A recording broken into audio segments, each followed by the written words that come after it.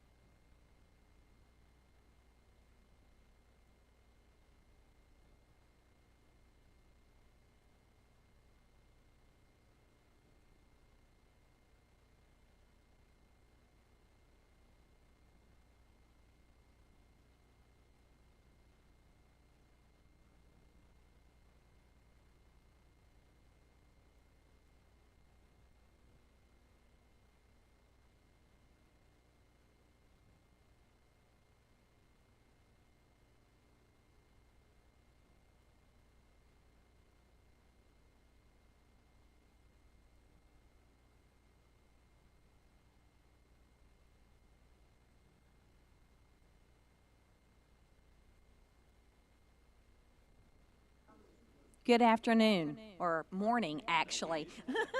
Sorry.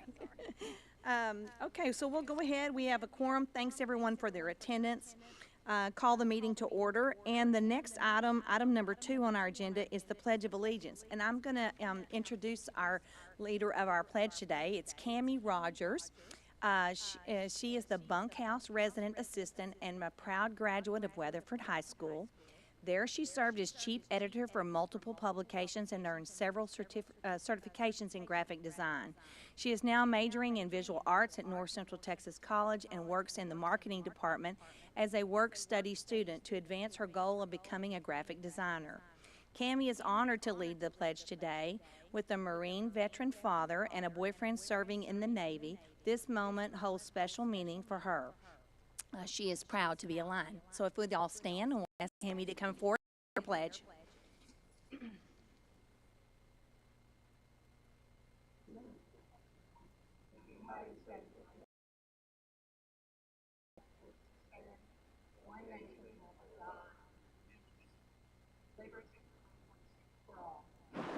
Thank you.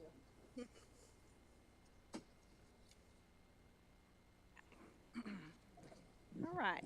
The third item on our agenda is citizens desiring to address the board. Had at the college. We had weather. Yes, I mean, most of the board was kept apprised of everything going on the last few days and weeks. It's been crazy, but long story short, we fared extremely well when it comes to humans and our animals. And so that was the most important thing. The Equine Center did have the arena collapse. We have already had TASB out for insurance purposes. They're going to, of course, cover that. Our co-pages for information, our deductibles about $100,000, but I think we'll probably get between $600,000 and $700,000 back for that facility. But no one was injured. We have a lot of thanks we'll be giving over the next few weeks for folks that have been involved in helping us through that process, including some local advisory board members that had ranches that were able to take some of the horses in. We're going to try to figure out a special way to recognize them at a board meeting just to say thank you for your going above and beyond the call of duty. Staff-wise, I would be negligent not to thank Courtney Rehas, lives on campus as one of our security corporals, Sandy Otto, Josh back here, Martin. They really were, they were out here 8 and 9 hours loading horses, thawing out things, loading hay. Josh, have you ever loaded hay before? Welcome to Texas. And so it was quite an ordeal, and we had a great team on the ground doing great work. So I would ask that if you don't mind just giving them a little round of applause. So far as that, we have some damage throughout the campus that we're working with, and we had some further damage even to the Bowie campus in the last few days as a result of the weight of the snow. So just mainly roof leaks. Later in the agenda, you'll see where we're requesting to replace the roofs. We weren't quite quick enough, apparently, but 800 building had some damage. The Health Science Center had some things happen. Bowie did. And so I would say by the time we're through, we're at 800 to 900,000 damage due to this, with the arena being the biggest, of course. We did verify that the barn is safe. We had engineers come out. There was a little concern about its stability, so that's part of the reason we moved the horses. And those are student horses, so that's even more expensive, honestly, than the horses we own as a college. So we moved those because we were insecure. But Martin had engineering come out. That's safe. They've returned. Everybody's back to normal. So. I just want to make sure if you had any questions. The gas leak was fixed too, or we wouldn't be in this room. Dr. Bellis can attest that this side of town smelled like gas, and it came from the campus. And so, major leak. We did a great job of making sure students were safe. Martin got that fixed immediately. The plumbers came in. We cut that, and we would not be in this room to that extent. I mean, it affected the this building, so that is corrected and safe now. So. Any questions about? Normally I wouldn't do that, but I just want to make sure y'all were comfortable with all the information you needed. So that's it. I appreciate it. Yeah. Thank you. Yes, sir. Do you have a question? Okay. All right. Thank you very much. So item number 4 would be the informative reports to the board. The first one is student success. Mr. Henderson. Board Committee for Student Success, we met on November the 3rd, 2025 to review past minutes and hear updates of programs that help our students succeed. Ms. Stanley shared a new summer program called Explore, which gives high school students short job shadowing experiences to help them learn about careers. Ms. Carroll talked about the Supporter Hub, which helps families stay informed and connected to students, and Ms. Sharp updated us on grants. The committee also was informed that NCTC Foundation gave $830,000 in scholarships and $43,000 in emergency aid. Finally, the committee added 3 student members. Our next meeting will be February the 9th, 2026. Thank you. Thank you for that report. All right, the next one would be the financial and audit report for Dr. Miller. Sorry. Under financials, because you will find the consent agenda has the first quarter investment report. We have monthly financial reports for November, for December, but the 6th of the month is just a little too quick to get January in there, so we'll save that for the next board meeting. As always, if you have any questions on any of those financials, feel free to bring those questions forward. What I really want to focus my brief talk with you on is the financial audit, which was completed back in December. And the Finance Committee met with the lead auditor, Mr. Dane Legg from Lot Vernon in Temple, Texas. They're the company that conducts our audit. And he did meet with Finance Committee, went over the results of the financial audit. And you should have a copy in front of you this morning. Just want to hit a few highlights in that audit. Again, if you have any questions, feel free to speak up about anything that's in there, either today or after the meeting. Be glad to, if I need to do a little research to respond to your question, I'll be happy to do that. The 2 pages that I want to make reference to are page 13 and 16. What basically, page 13 is when we look at our finances from the standpoint of assets and liabilities. And then on page 16, we look at the numbers from a standpoint of revenue and expenses. And just a few things that jump out that may cause questions in your mind. If you look at the assets and liabilities, there appears to be a significant increase in assets and liabilities over the 12-month period. In both cases, there's an increase of approximately $30 million. The vast majority of that increase is the debt, the revenue bonds that were passed back in June. That was $25 million. So at the end of the year, it was $25 million of assets cash sitting in the bank accounts.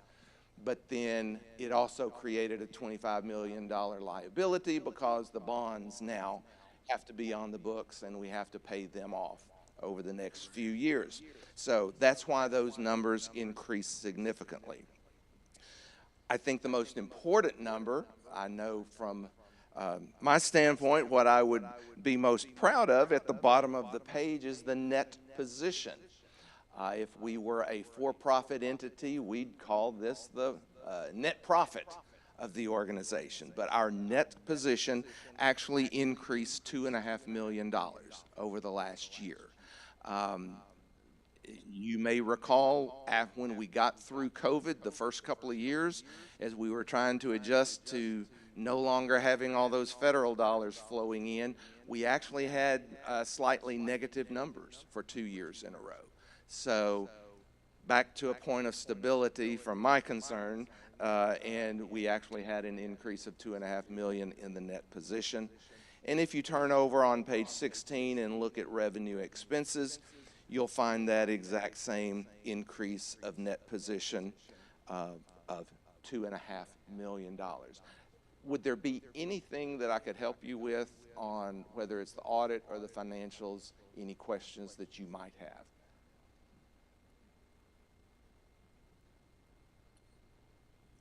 Employees we had pre-COVID to post-COVID?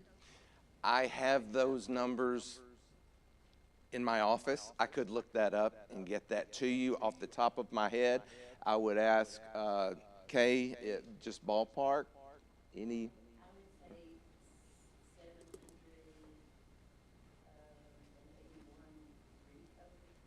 Okay, that's a specific number. Just pulled that one out of your head, huh? Ballparking. Okay, sounds familiar. I got you.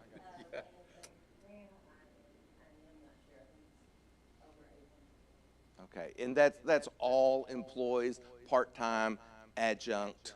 So it kind of depends on Which category? what category. Full-time, I think employees is more in the 380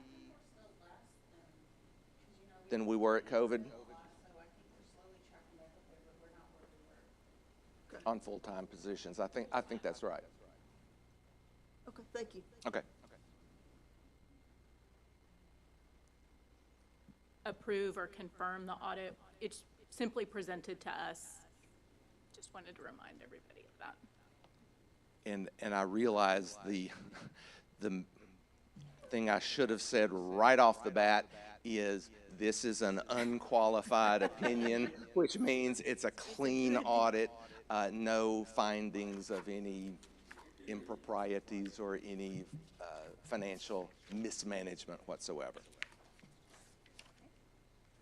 All right, do we have other questions? Comment? It's going to be officially Dr. Miller's last board meeting with us. I know he's just so devastated by that. But we would be negligent again not to tell how much we've appreciated his work, his diligence, his ethical behaviors, his everything that you can imagine you want in a CFO, and we appreciate he had a lot of work when he came here to do, and he did that, and we are in considerably much better shape as far as where we know our dollars are and how we're spending those than before he came. So on behalf of the college, Dr. Miller, in front of the board, thank you for your service. You better not disappear. No plans to disappear. No. But go and enjoy yourself. He will be officially leaving us at the end of this month. And so round of applause maybe for Yes, you, sir. thank you, Dr. Miller. Thank you. Thank you. Thank you very much. And in that same train of thought, it is my pleasure to introduce Annette Ferguson. Mrs. Ferguson comes to us with many years of financial leadership among community colleges in the state of Texas, her latest being the Executive Vice President at Lee College, where she also had served as CFO.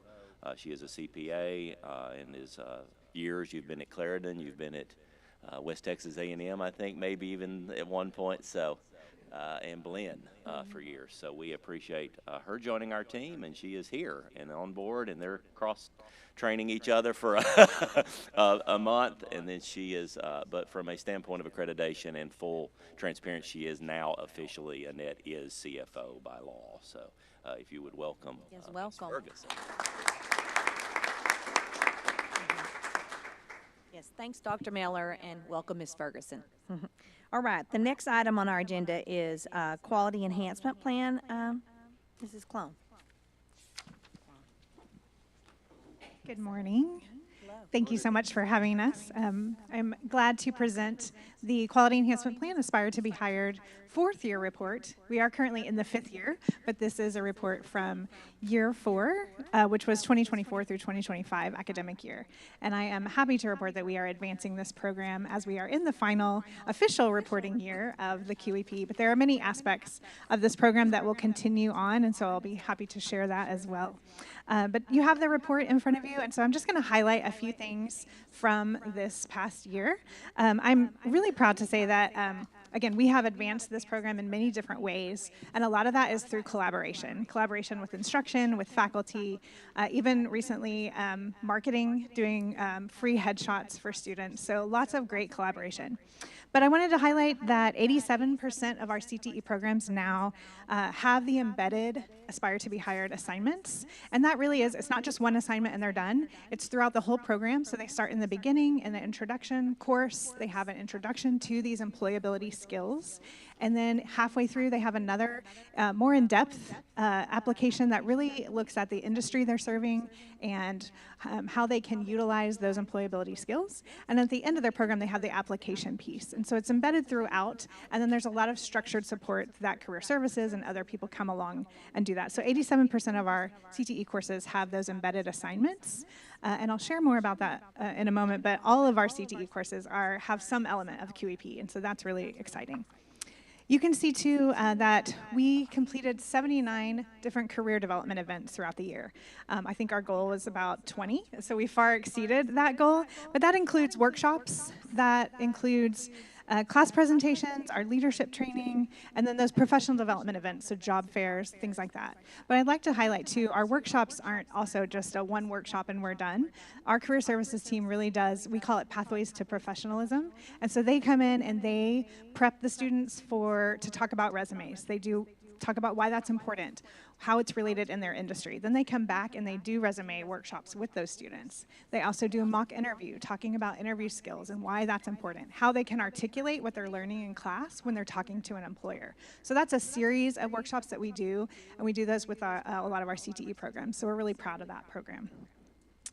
We did 58 classroom presentations separate from that, and that was helped us to reach almost 1,000 students. And so we really try to have a multifaceted approach because we know not every student wants to come in for an individual coaching session, but we can reach students in other ways that really meet them where they are, and then they begin to see the value of what we're doing and come and see us.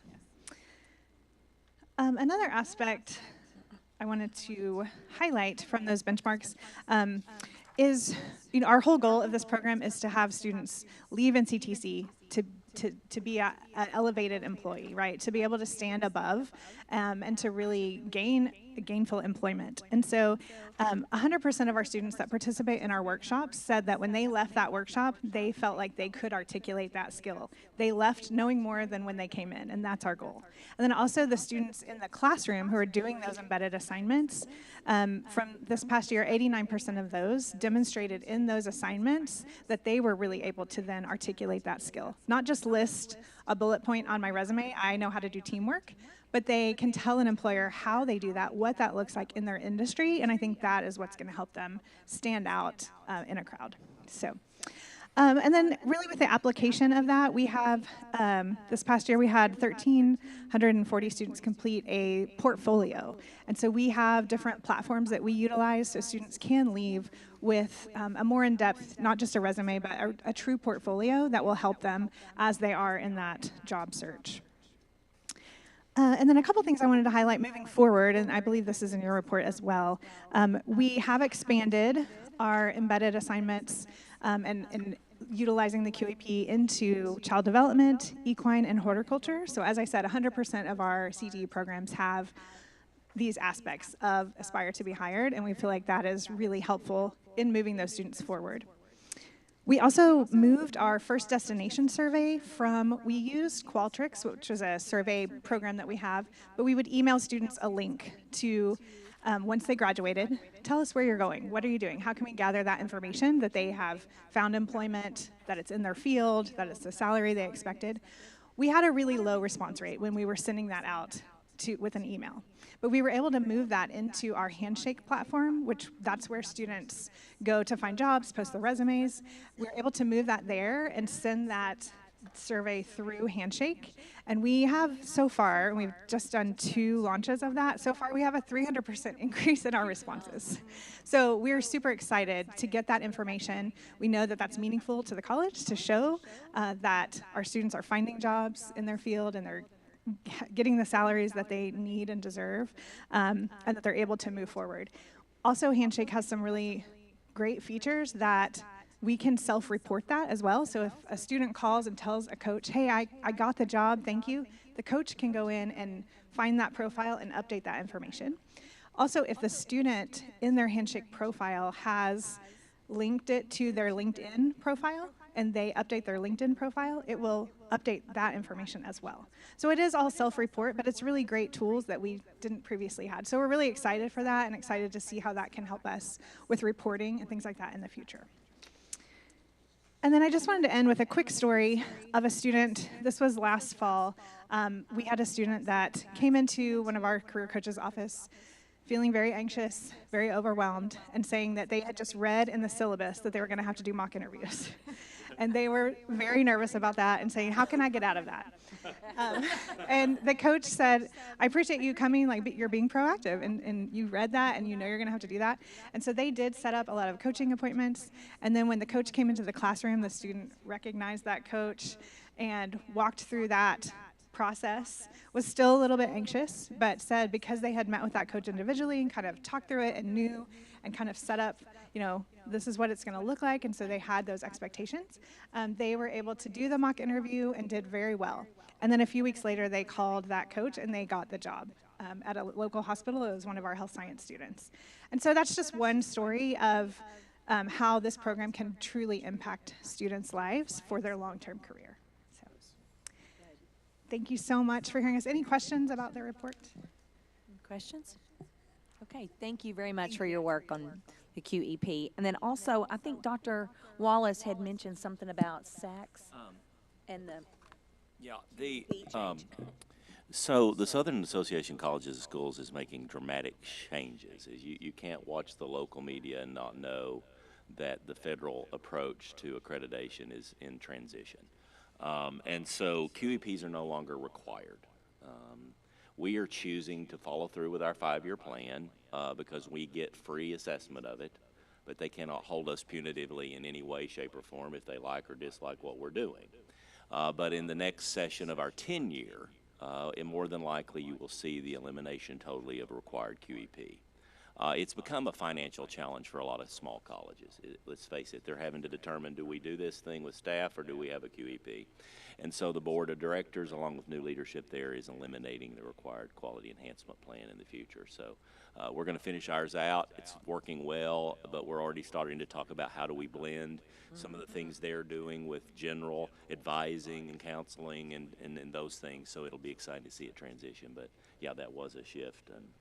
And I was elected to the Board of Trustees for the Southern Association of Colleges last month. So we'll be able to hear what's coming before it hits, maybe.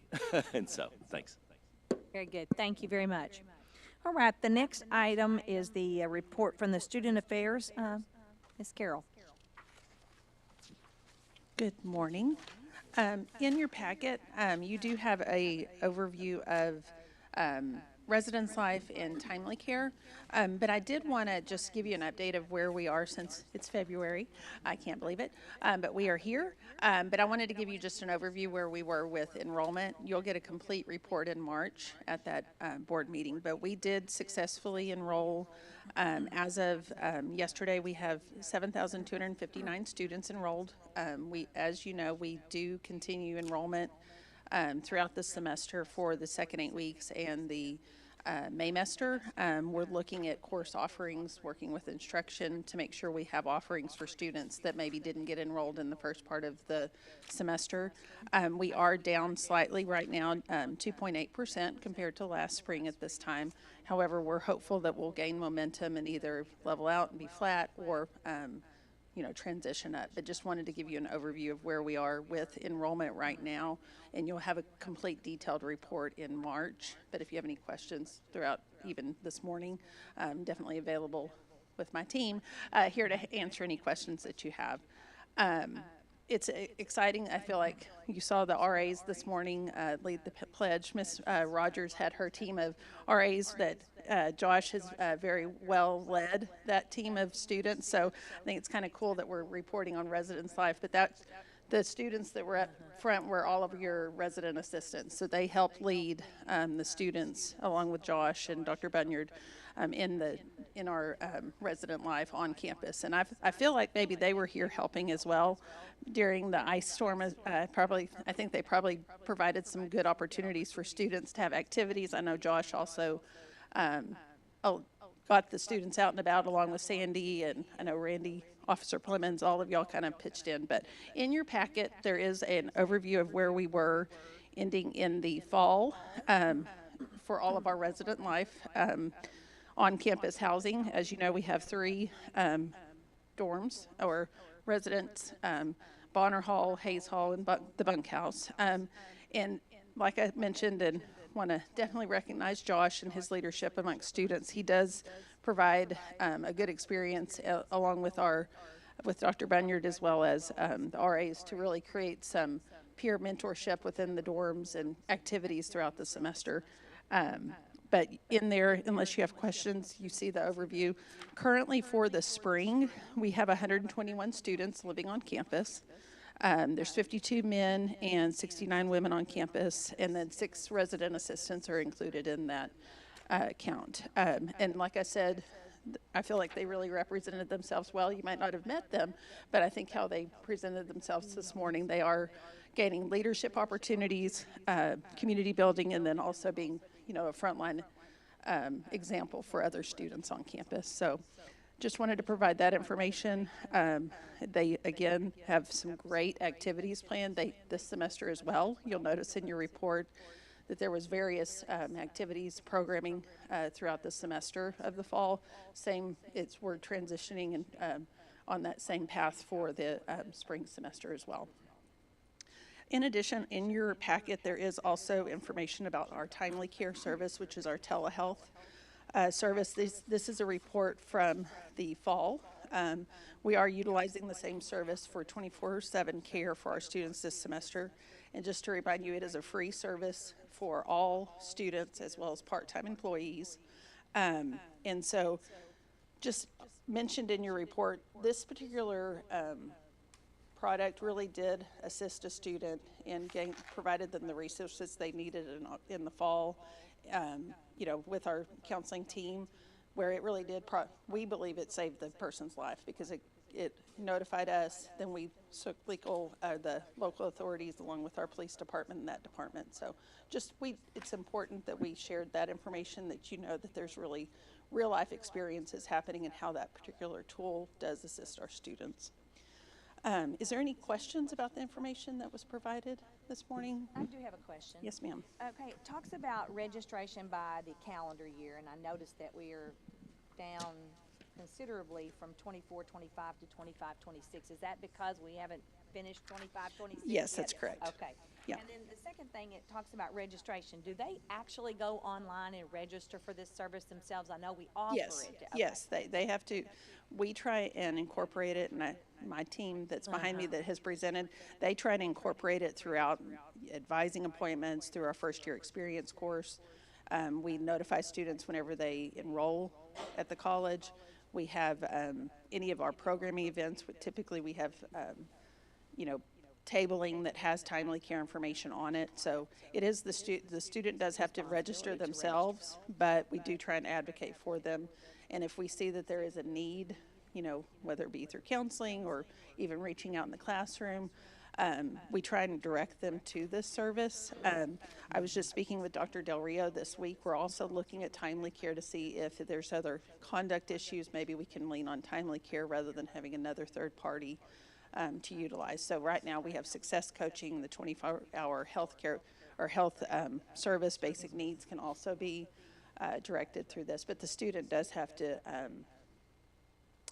register for themselves. But we've talked a lot about teaching. I'm going to use Jennifer Seekins. She's not here today, but she's our dual credit. We're teaching students how to fish and how to learn and to actually do this for themselves whenever they can, giving them the tools and resources they need to be able to sign up. That way it doesn't become a barrier and actually becomes a tool for them to be able to utilize. Okay. And not making it an unknown or a stigmatized in a negative way, trying to make sure they understand this is a positive thing and it really will help you be successful and healthy while you're in college. So, any other questions? Thank you for your time this morning. Thank you very much. Appreciate it. All right, and the last one is about Red River Promise. Ms. Stanley.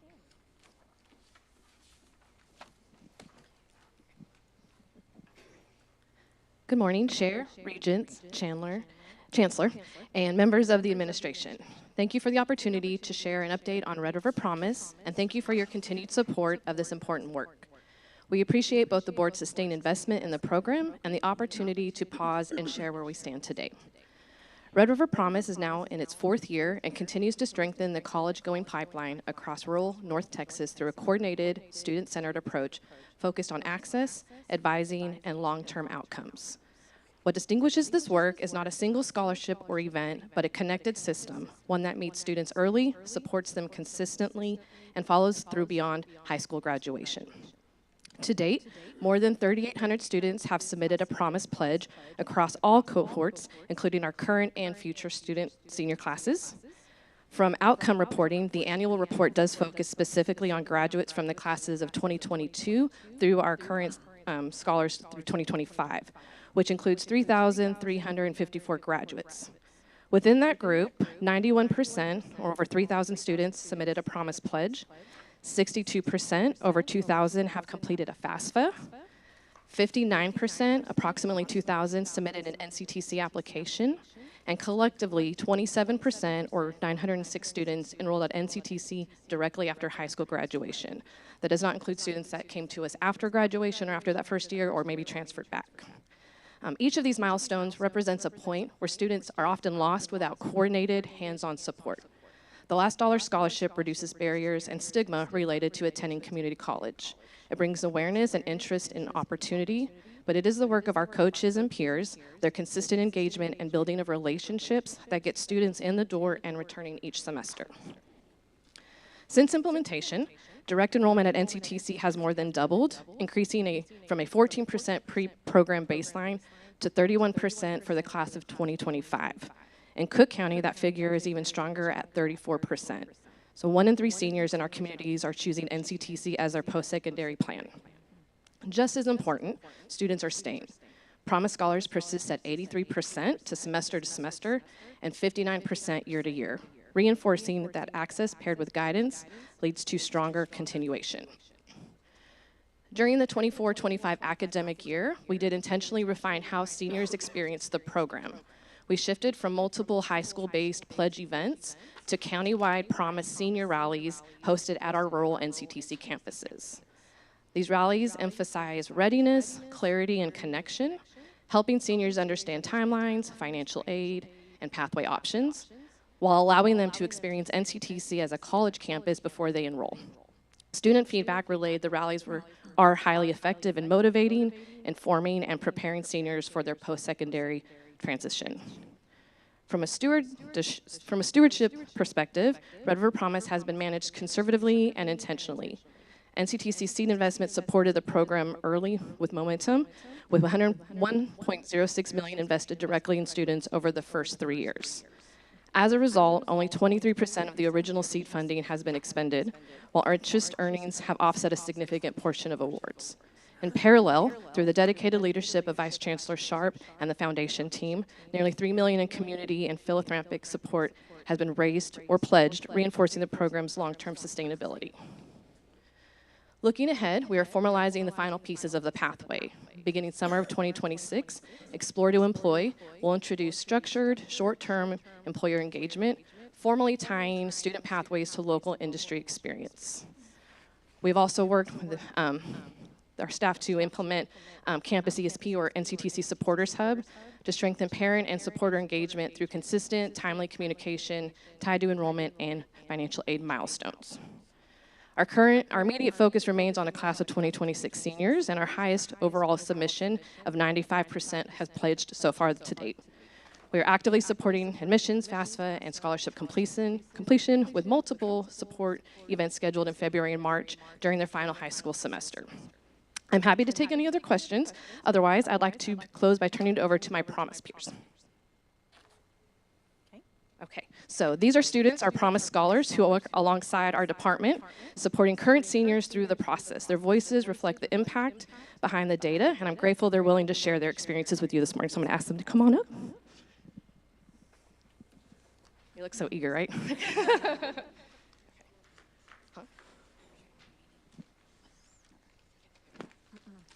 Hello, my name is Bailey Handyside. I graduated high school in 2024.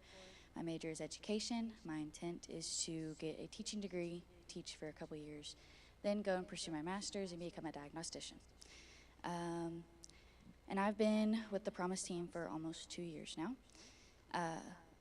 During high school, my experience with Red River Promise had me feeling good about going into college because I was worried about not getting any scholarships, and then transitioning into NCTC also made me feel at ease because I was going into a smaller college. I felt better and more comfortable knowing that it wouldn't be such a big change from high school to college.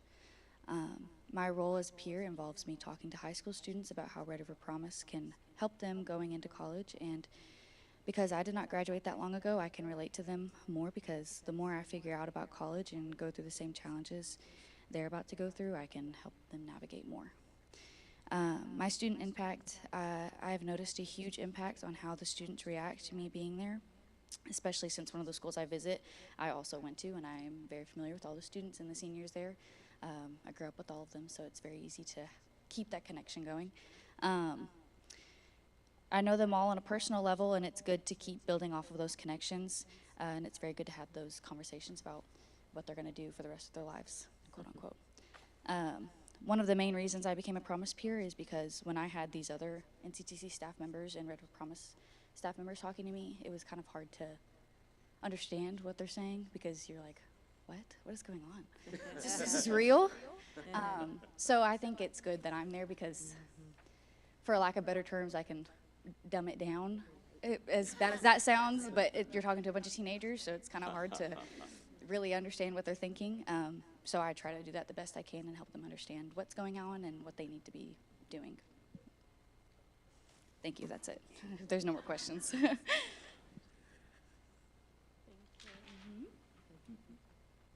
Good morning, everyone. My name is Ashley Garza. I graduated from Gainesville High School in 2024. My current major is criminal justice with the intent to pursue my bachelor's degree and later attend law school. I have been with the Promise team for 2 years since I enrolled here. During high school, I was nervous about college overall. I didn't know where to start, and no one in my family has ever attended college before, so everything about college was such a process of an unknown. But thankfully, River of Promise helped me to get my career started, and they helped me with my FAFSA applications and all that process of starting college because I honestly had no clue. However, my biggest help was definitely financially as well, since I wasn't sure how I was ever going to be able to afford it. So I want to thank them because they also made my transition so much easier. My role as a peer involves helping students at Gainesville High School, talking about River of Promise and helping them through the process that I also received when I was a high school student. These students sometimes like to speak to someone close their age, or some also remember me whenever I also attended, so it makes it a lot easier for them to confide in me and talk to me about certain things that maybe they have no clue about, right? And I also noticed that high school seniors seem to feel that they have an opportunity for a career or education. They also know that we help them in every step of the way, so they engage and communicate with us in case they have difficulty. These students seem to also have this sense of accomplishment and relief because they have someone to help them with the college process. Receiving help from River Promise when I was a high school student made me realize that from the start I wanted to work for River Promise to also help students. It's a part of an experience witnessing students also go through the feeling of unknown, which it comes to college preparation. The way that it has shaped me as a college student is that it has made me realize that any high school student or college student has their own experience and that we are all learning. It made me confident and sure that I now know what I have to do and how I'm able to also help these students to also, for example, lead them in the way for them to apply to college and also make them have the sense of feeling that they can also accomplishment and they are able to achieve it as well. Thank you.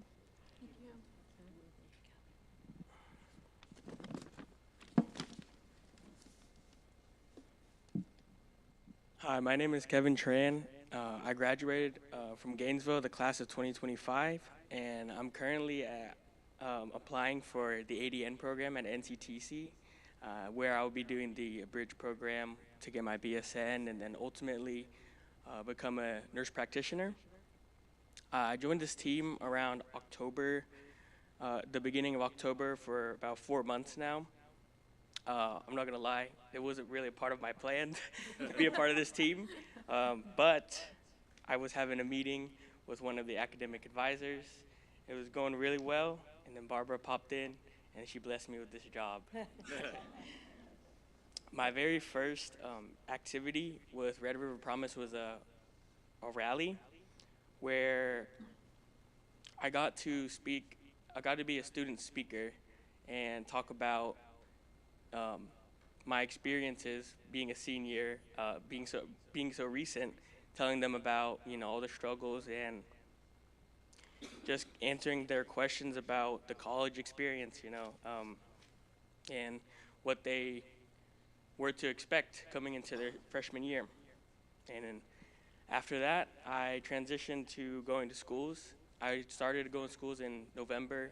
I started at Callisburg, where I got to work with senior level and junior level students, and I helped them help the juniors pledge for Red River Promise, and the seniors apply for FAFSA, submit their community service hours, and apply for NCTC as well.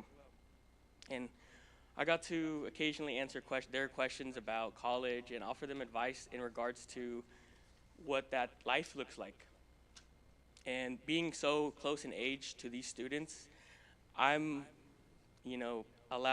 giving them a little comfortable perspective, and really being able to talk to them and giving them a real look into what their life might look like. And some of these students, they might not be comfortable asking these questions to their teachers or their counselors or maybe even an academic advisor, but they'll come to me and they'll ask me some silly questions like, do you say 6'7" in college? Well, I don't, but I don't know. And overall, I think it's been a really positive experience for them. I get to connect with them and really, guide them towards where they want to be. And I've always wanted to put myself in the position to help people, and Red River Promise has given me a prime opportunity to do that. I never thought I was going to end up here. I had, honestly, this is my second semester, but in my first semester, I didn't know if this NCTC is where I wanted to be, but working here, working with the staff, working with students really made me realize this is what I want to do. Because if you ask someone what Red River Promise is, they say, I don't know, or they say it's a scholarship. But yes, it is a scholarship, but really, to me, and honestly to other students, it's more than that. The scholarship gets them through the door, and we make sure that they're on the right path to succeed. We make sure that whatever they want to do, they can do it. Because sometimes the financial barrier is the only barrier standing between those students and success. So this is not just a job to me, it's an opportunity to make a real difference in people's lives, and that's something I can't put a price on. So thank you to Red River Promise and Barbara and all the amazing staff, my peers, Thank you. Thank you for your time as well.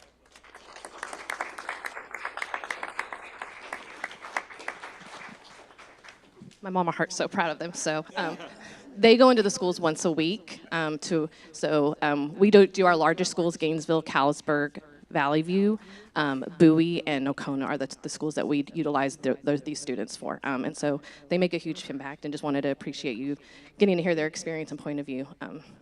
Is there anything else that I can do for you? All right, well, thank you. Oh, wait.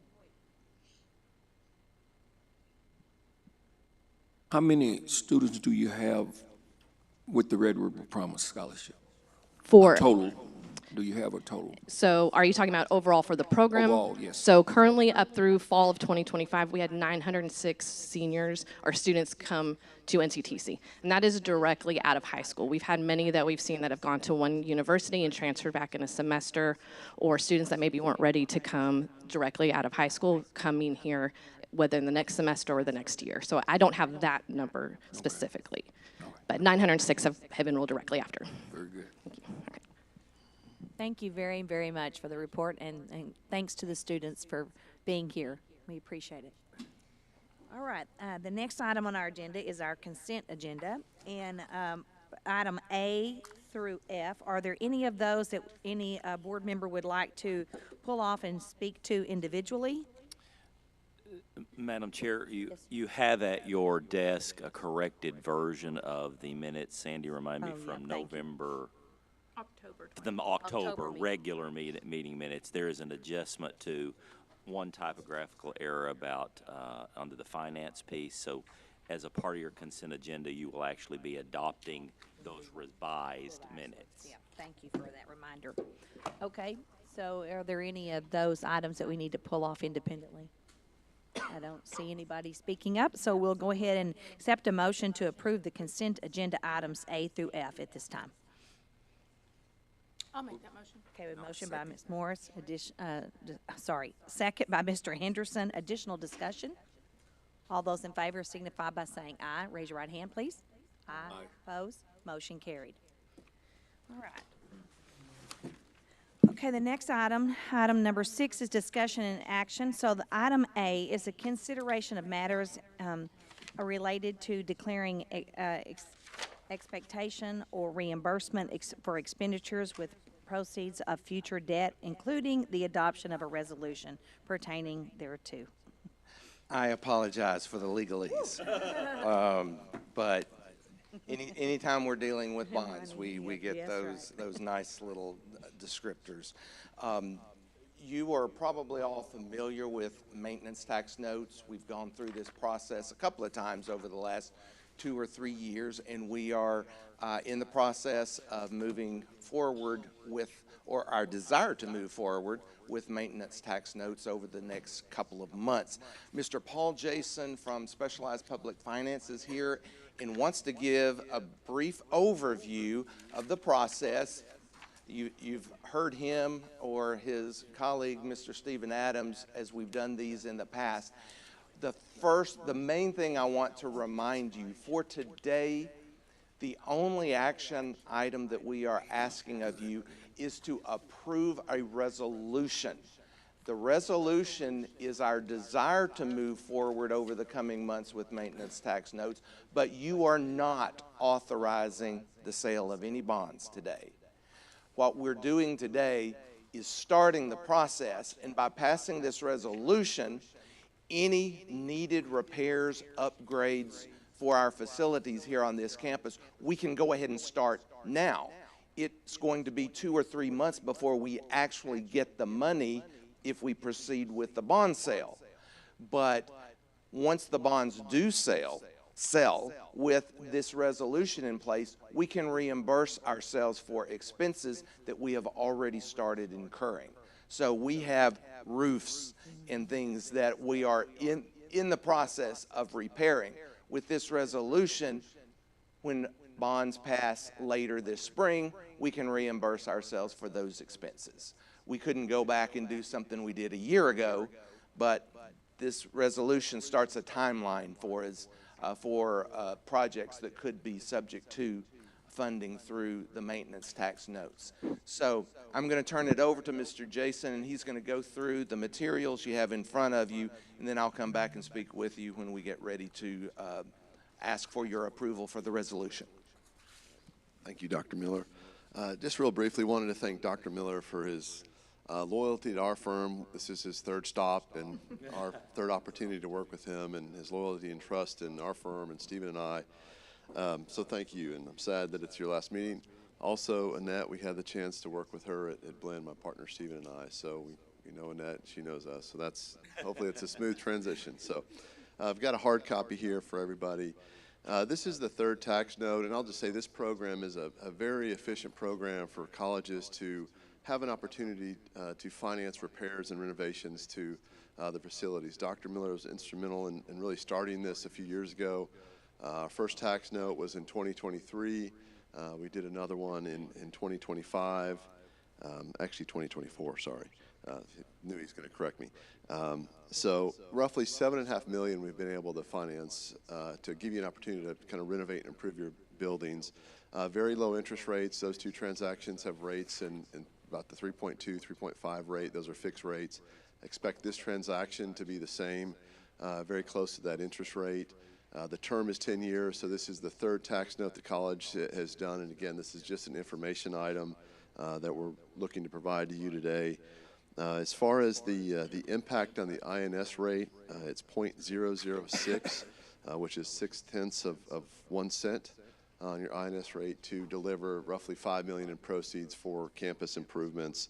That does assume a 3% growth rate when you get your certified values this summer. If it comes in higher than 3, then it might be a 0 INS tax rate increase, and vice versa if it comes in a little lower. So very nominal impact on your tax rate to generate $5 million in proceeds. As far as the closing, as Dr. Miller said, the formal action for the debt itself that you'd incur will take place at your March 30th meeting, and then proceeds will be delivered roughly a month later at the end of April, and that's when they'll be in your construction fund to reimburse yourself, I guess, for some proceeds that you've or some improvements that you've already made. Page 2 is just all the supporting detail on how we got to that 0.006 INS increase on the far right side. We assume a 3% growth in your upcoming value based on the 1/1 value of this year. It's a 10-year structure, fairly level debt. It is structured around your current debt service to lessen that impact on the tax rate. And I know Dr. Wallace likes that. So, and Dr. Miller. So overall, it's a very low tax impact to produce some improvements to the college. The timeline that we're working off is on page 3.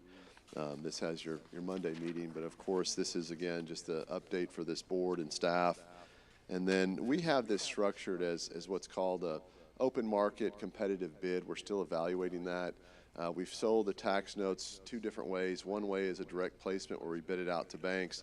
The other way is we go open market and bid it out to broker-dealers across the country. Both have been very beneficial, but market conditions change. Right now it's set up as an open market competitive bid, get a rating, generate an offering document, and bid it out to all the broker-dealers across the country. If the dynamics change where it's more beneficial to a bank bid, we'll shift. But the timing should not change as far as when we can deliver proceeds. And the last page is the interest rate chart. I think as far as the rate that we're looking at achieving, that's an important component here. We're looking at about 3.4%. That does include about 25 basis points of cushion. So this is going to be in line with how you structured and also achieved the interest rate on your previous tax notes. So that's all I had for the board. And if I left anything out, Dr. Miller, I'm sure we'll include that. So thank you. The only thing I would say in conclusion, again, you are not taking action on the notes at this meeting. We're just asking your authorization for the resolution that we can put in place so that any purchases or costs that are incurred after this point could be reimbursed for our funds could be reimbursed from the notes once they are passed later this spring. And just so the board's aware, the only thing that we have begun the process of is an emergent issue with the 800 buildings roof. So that is the only thing that we have gone ahead and pursued. And each of our roofs now on that size building average 420 to 450,000 per roof now. And then the HVAC's on top of that, figuratively and literally. And so we, minimally, if we could, you have a lot of flexibility here. You can go up to 5. There's an option to go above the 5. We have another list that if you did everything sort of and updated a whole lot, it's like 5.8 million, but I didn't provide that to you necessarily because those are kind of wish list things that we can hold off a couple of years or 3. What you see is in priority order that I gave you. Those are the things we believe are most emergent to be done. And so we're open to any questions about details of that, whether you want to entertain a notion to do less than the 5, more than the 5, we're open. This would be the time to have that discussion. But you're not. Reno financial aid is? The financial aid department is back here is Back not, part of this building. I got you. yeah, it's renovating, yeah. It is not permanent, and the part of the concern, Dr. Bells, too, is we're going to have to look at this facility and whether we can do much more to it without a major expense to sprinkle. So we hit these. And for example, if we do Bonner once we move out. Bonner's price point to remodel is getting higher and higher and higher as we look at it, because if we do too much to it, we have to add a $250,000 elevator, and we have to do probably a $500,000 sprinkle system. And so you begin to say, okay, where's that capacity? The challenge we keep talking to you all about over and over that you're aware of is we cannot use maintenance notes for any kind of new construction. And so you're actually having to cover maintenance that might be cheaper or more expeditious to do a new facility, but those monies can't be used toward that. And that's one of the challenges. And you don't want to saturate your revenue bond capacity. We're already feeling very comfortable with the dorm, but we would not feel comfortable adding massive new dollars to that, you know. So there's just a lot there. All you're doing, Dr. Miller's point right now today, is saying we intend to move forward with this. You could come back at the end of the thing, probably even say it's only $3 million, or and so flexibility. And as I recall, as we went through some of these things in the building maintenance committee, yes, as it was a couple of months ago when Robbie was here, but some of the items were still totally budgetary, and some of them we had harder bids on. Have we firmed Yes, up? so you have a hard bid on the roof for the 800, and we have a hard bid, actually, you will consider later in the agenda for the exhaust system to be replaced for one of our welding labs. Those are hard bids. We have not started any other project, Martin. We haven't started any others. We can bid those at any point we need to. We're going off of bids we've had in similar square footage. And so the 600, we think that's new. The 600 building was remodeled about 8 years ago now. And we did not do the roof when we did the floor. That's the student union cafeteria. So the roof needs to be done. Health science needs some upgrades to technology for HVAC. And then you'll hear later on as we go into executive session some of the things we're going to have to do for security and cybersecurity. I think on the things, as we went through and we parsed out some things before with the building and maintenance committee, we really tried to target the things that were going to be detrimental to the condition of existing buildings, like roof and HVAC replacement, which is what the M&O bonds are really for. And we tried to be more selective on things that really needed to be done that were going to cost us even more money if we don't do in the future. That being said, the one concern I have is I want to make sure that we get somebody in place that can really, without Robbie here that was managing a lot of these things, I want to make sure that we're not burdening other things and that we can drive these budgets down. So, so maybe if we were to recommend and go with the $5 million, maybe we can get some of this stuff on the next list. So with that, I would like to make a motion to approve $5 million or authorize the adoption of the resolution declaring expectation to reimburse expenditures with the proceeds of future debt. I have a couple questions. Wait a second. Order of process here. We have a motion. So do we have a second? Yes. We'll have discussion in a second. We have a second on Mr. Henderson. Okay, sorry, Aaron. Okay, now open for discussion, Lisa. Okay. So we've made tax notes for a dorm, and we've got tax notes for, I'm beginning to be concerned about our ability, and I comprehend as the value of property goes up, that also, I comprehend that. But at some point, it begins to be uncomfortable to assume more debt. Because we know right now that Bonner is going to be an issue. We know right now that we have other issues. So, you know, we've relied on you very heavily to advise us on assuming debt. Our number of people here has been reduced. Some of our people who oversee this sort of thing, like Mr. Grimes brought up, are no longer here. So I don't want to see us get the cart before the horse, but I absolutely want to address the needs. So I know we talked about things like Bonner, and that's why there was a much less consideration of spending more money in Bonner. Is because, hey, what's the, so unless, I mean, I think that's definitely a good concern. But what I would say is, hey, is there any kind of near-term plan to do something different with the 800 building? I think what we have, I haven't seen any master plan that says do anything different there. And so I think we have to take each one of these things and say, hey, which ones have a longer term vision for us? And if we said, hey, Bonner Hall, maybe that one does have $30,000, I would say, hey, if we're really thinking that that's not going to pay off, I thought there was a bigger need for that ventilation, but if we're less and less, I think there was already a concern about Bonner, but I think all those things are things that we, definitely need to take into consideration if there's really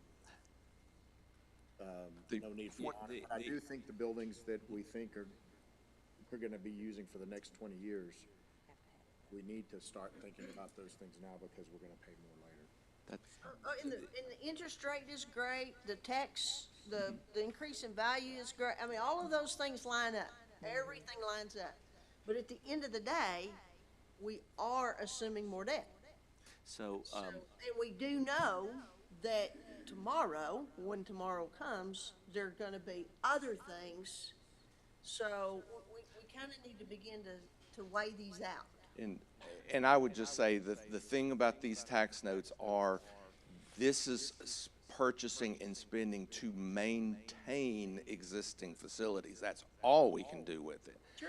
And so it is, in my view, if you look at all the different types of funding options we have available to us, this is one of the most cut and dried, clear. It's so limited what we can do with it. We are using that to preserve existing facilities and ensure that they can continue to provide service for us for many years to come, and not that we have to vacate the building because it's no longer safe to have people in the building. Dr. Bellows, you bring up a point that even has a bigger conversation, I would argue, than facility. We're in a state right now of political concern about liberal arts education, general studies. You have facilities that have been dedicated to that mission for a long time, 125 years for community colleges in the state of Texas. I mean, a long time. You have expensive technical desires by the state, but limited resource on how to build those facilities. You have a state that's considering in the 90th session to eliminate your ability as a board to go to 7.99 rollback and limit it to 3% like the counties. I see that if we limit that, they will also consider limiting these maintenance notes or taking that ability away. Couple of things. The dorm is revenue bond, and I mean, I hate to say this publicly, but the fact is your tuition and fees from Denton County are going to pay for that Cook County dorm. That is the fact, because that is the case. We are not obligated to keep Denton County monies in Denton County because there's no tax representation. So that's where that comes from. This is not a budgeted expense in the sense of maintenance notes come from the county reserve. But I also worry about capacity of these and public perception at some point. When the public says, well, you've done this over and over and over, at what point do you ask us if we want to do something? So there are some things we're discussing as staff about future needs of new facilities that include paramedicine, EMT, a police academy, that I think the public would be more inclined to support. There's also conversations now that we are in a flux with equine. Do we go ahead and determine look at vet tech again there and those kind of things that supplement those programs? Our problem is the average building out here is still about 50 years old, and they have been remodeled, but the latest remodel someone was talking about was science building. For example, someone said, well, we remodeled that the other day. It's 15, 20 years. The health science building now is over 10 years old. It needs new carpet. It's used. So you're right.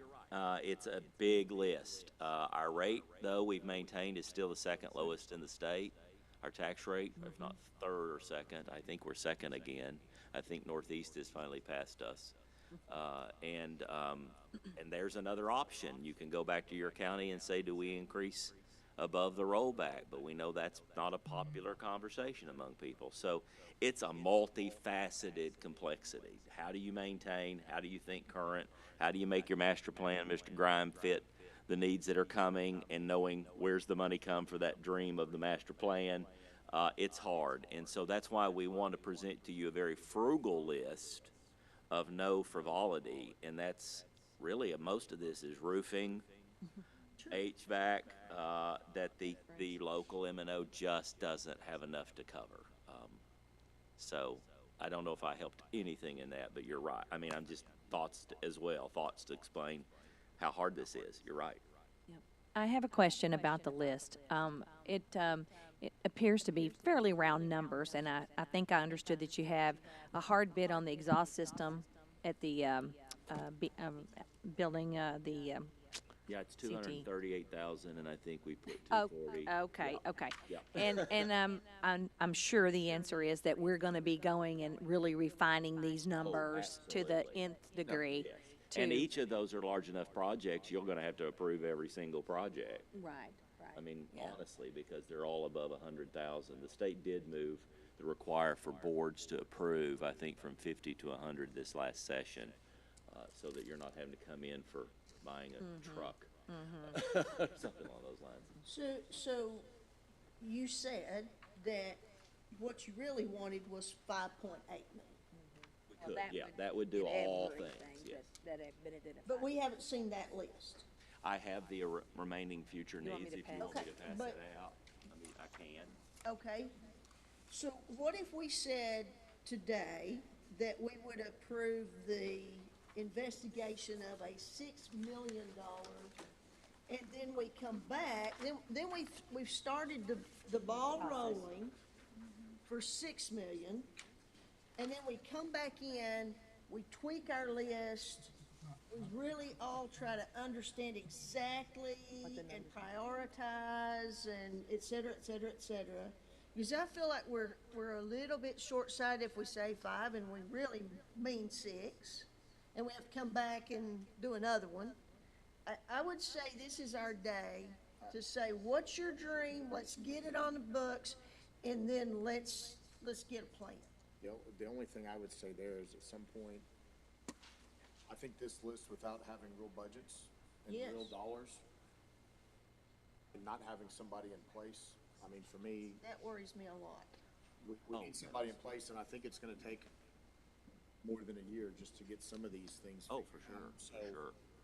So for me, Well, it's like, hey, let's. And Mr. Grime, if either way, if you do 5 or 6, likened to what we've said in the past, it's going to take a couple of years probably, or at least a year and a half or so for those to be completed. And that's why you've kind of seen this rhythm of every 2 years looking at this. We do have the job posted that would be it is a new position. It is an executive director that is over both procurement and facility, the management of those, the bidding of those processes, maintenance reports through that arm. That is something that Ms. Ferguson is interviewing because it falls under the finance side now. We've moved that administrative function to finance. And so we do have that, and getting some quality applications from what I understand that will begin interviewing next week. But you are correct. It's contingent on that.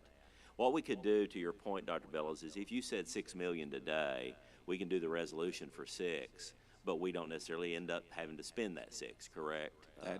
That would not be voted on until the next meeting. Right.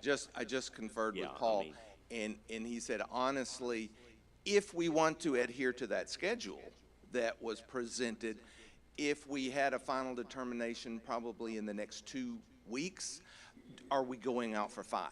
Are we going out for 6? Then, as long as they knew within the next 2 weeks, we could maintain that schedule. Now, if we don't have to maintain that schedule, if we wanted to delay a month, then there's a full month for the discussion. We didn't set the schedule. What is it just is there a particular reason other than as soon as it could be done? That's basically just how long the process takes. It was based off the thoughts that this is your first talking point about it, and if we did something today, your timeline shifts. So if we, say that again? So if we wanted another month to consider the dollar amount, we could. It would just shift everything a month later, which is fine. I mean, that isn't an issue, because that gives us time for staffing again. It gives us time, Mr. Grime, to your point, to get the hard dollar bids in. These are things we've talked about. We know like roof replacement for 800 was, Martin, 424 or something like and change. We can begin to do that. I have a question about the rate.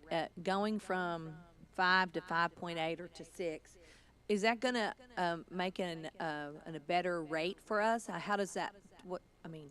No, ma'am. The only impact is the debt service would be a little bit more. Yeah, so the okay. INS I just didn't know if you got a better rate the more. It wouldn't impact the rate at all. Okay. One question I have for Mr. Jason is, if the resolution as we prepared says 5 million, do we still have the flexibility to pass 6 million at the next board meeting, as long as we don't have 5 million on this resolution, which we will not? Yeah, so thank you for being a lawyer, by the way. You did a great job with the resolution. Yes, did a great job. So that resolution just gives you the ability to reimburse yourself with tax-exempt proceeds. So in all likelihood, if we push this a month and you close in May, I don't think you're going to be able to expend 5 million between now and May when we close. No. So I think what you did today is fine, unless you have some big invoices you expect to incur to get above 5 million. So No, not I at think all. you're covered. Okay. And that's the important part. For example, right now, we're sitting with only one project we've had to start. This enables us, no matter what you pass as a maintenance note, to reimburse ourselves for that 800 roofing. Regardless. And if you approve the exhaust system, that's another example. I mean, Mr. Dean Smith in the back may not want to hear this, but we could even delay that a month. I'm sorry, and get. But we do have the real bid on that. You see that in your board packet. But I think the answer for you all, or the question you have to ask yourselves is, do you want 5 or 6, and then we come back, and if it's still 5, that's fine, or if it's 4. Yeah. So I think the discussion is such, right now we have a motion that we move with the 5. No, sorry, that we just can reimburse ourselves. To approve the resolution. To reimburse. I gotcha, sorry. Okay, and we have a second by Mr. Henderson, so that would be the current motion. If any more discussion before I call for a vote on that motion. And just to or clarify, opportunity to all you're change the doing in that is saying that we can reimburse ourselves. Then even Finance Committee could get together and look with Building Committee and look at this in the Yeah, that's next a good month, idea. okay? Yeah. And come back with the Yeah. actual dollar amount. If it's 3.5 or if it's 5.8 at that point, we're fine. Yeah. But you're at least saying we can reimburse ourselves up to 5. I'd sure like to see personally some hard numbers specific to the ones of the projects that we're starting now. Are the ones that we're ready to get Well, moving, and then again, what our the plan good thing is we haven't started anything but a Yeah, roof I that's understand. so that's good. I question whether it needs to go to a committee or whether it would be a good. Well, I think workshop no. project. Oh, okay. You could do it in the workshop. Do it in a workshop, do it Well, that's what everybody. I'm saying. Well, okay, just everybody.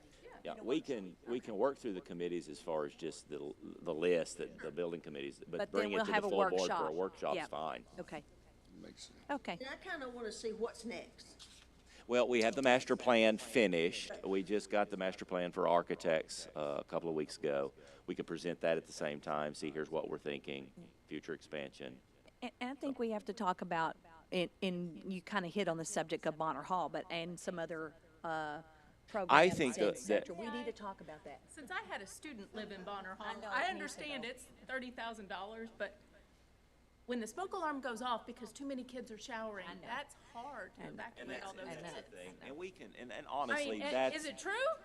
Uh-huh. Oh, There's more of a washer and dryer.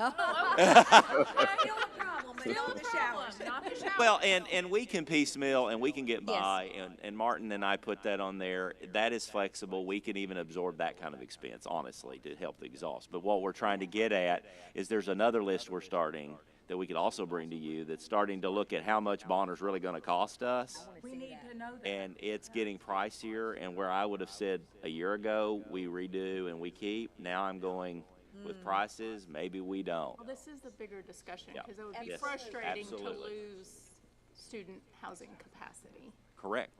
Yeah.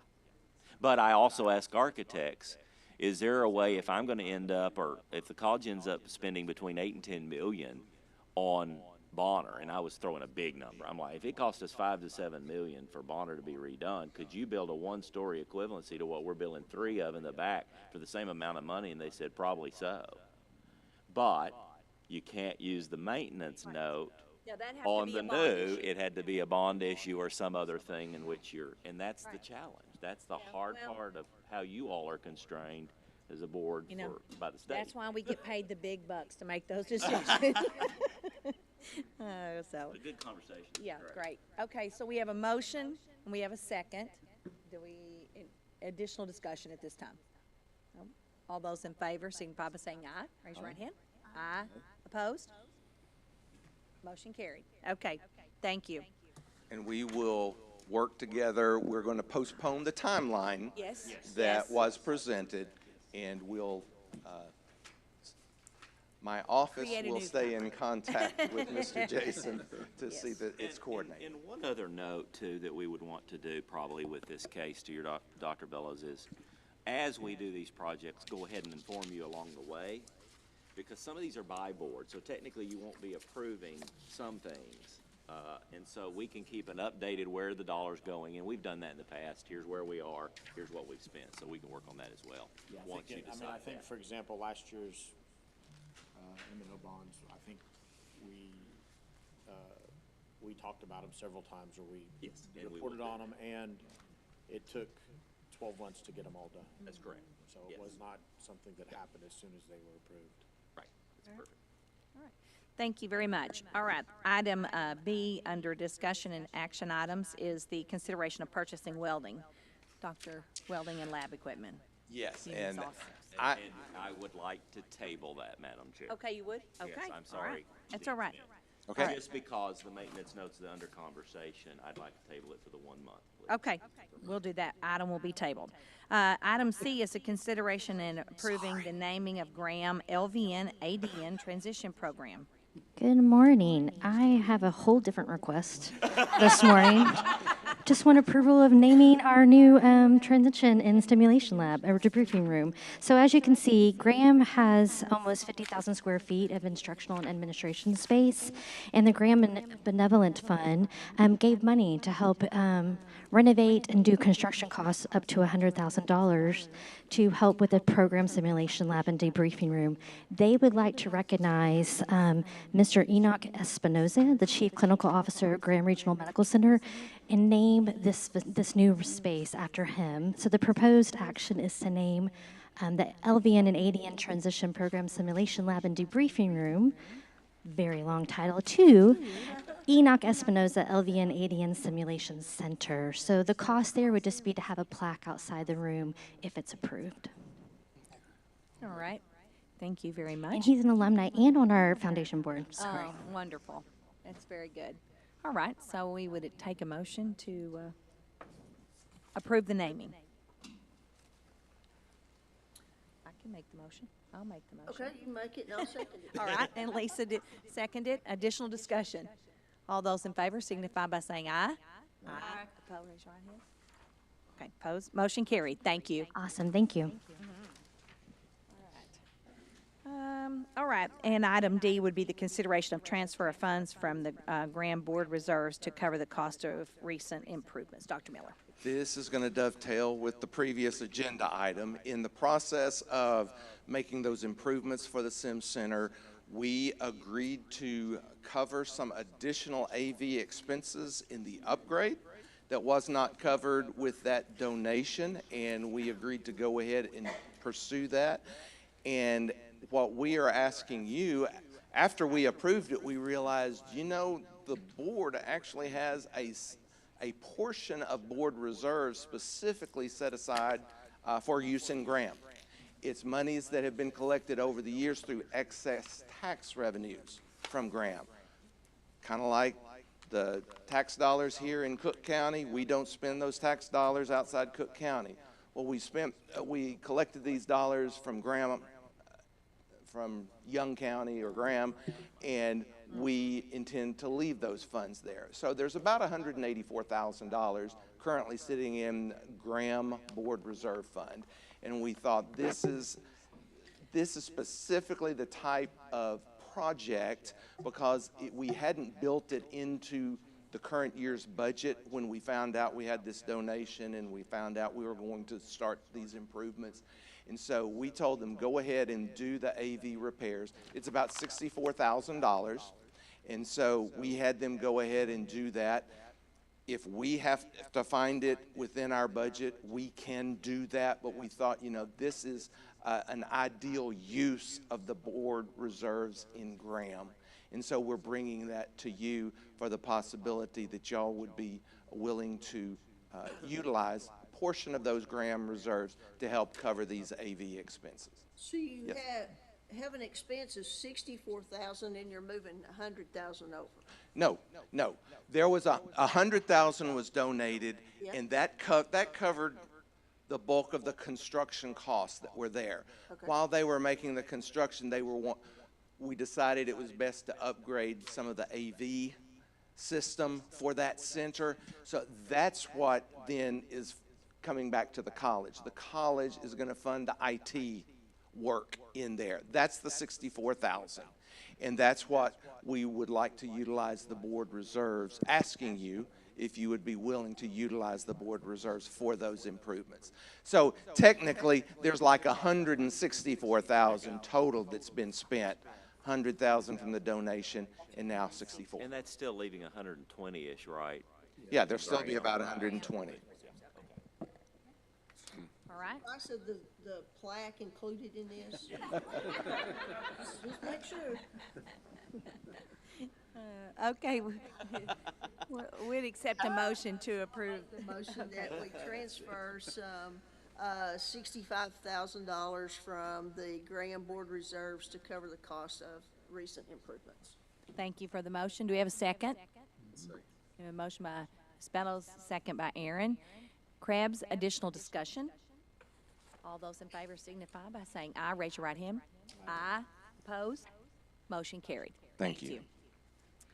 All right, we'll move on to the next item, which is our executive session. And we do have one today, and I will need to read this. Here it is. Okay. Okay, the board will now recess this meeting, and go directly into executive session as provided for in the following Texas Government Code. Section 551.076, deliberations regarding security devices or security audits. Thank you very much.